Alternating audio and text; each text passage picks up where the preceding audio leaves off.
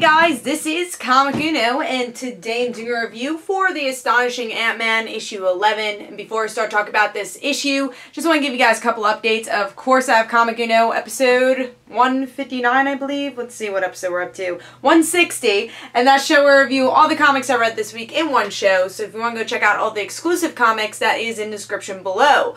But let's start talking about the Astonishing Ant Man issue 11. So this is one of my favorite titles right now.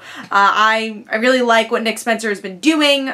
It's really cool to see Cassie in a monthly series, and also we have that mystery of how did Scott get into jail, and now we're really figuring out how that has happened and kind of the aftermath of all that. So beautiful cover here. We do have Scott behind bars, and like I said, this whole issue is pretty much an aftermath of how did Scott end up in jail, which was the big opener in the first issue. I really like the art style. I like that this book is not very only superhero type story. Honestly, it's more about Scott's personal life, and I think the artwork really shows that. It's not as much action. It's kind of shows more of the smaller moments between the characters. So I really do like the art style. But let's see what's going on with the story. So with this issue, like I said, aftermath of Scott going to jail, and he tries to have Cassie not go to jail and not ruin her life. So he pretty much goes to jail for her, and you know, he's been in jail before. He understands what to do, and we see how some characters react to it. Not really Cassie. A little scenes here and there. She's still Stinger. She still has a lot of fallout with her other part of her family. But it's definitely more in Scott's point of view, this issue, which definitely makes sense. And we get to see characters like Miss Thing, and a cliffhanger of this is definitely before Civil War II, and that is She-Hulk in the end of the issue. So we're gonna be going to trial in the next issue.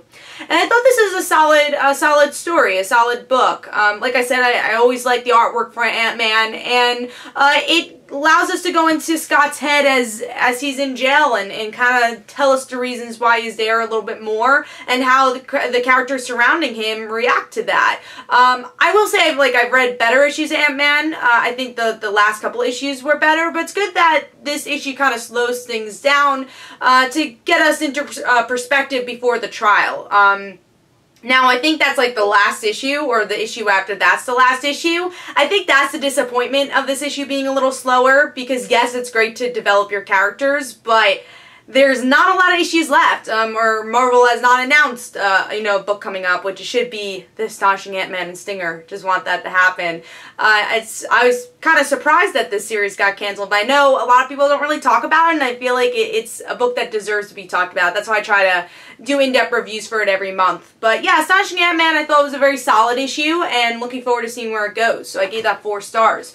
Hopefully you guys enjoyed. This is Comic Uno. Don't forget to follow me on Twitter. Don't forget to like my Facebook page. Also, in the description below, there are links for my comic book, Like Father, Like Daughter. And don't forget to like the Facebook page of Like Father, Like Daughter. And I'll see you guys later. Bye.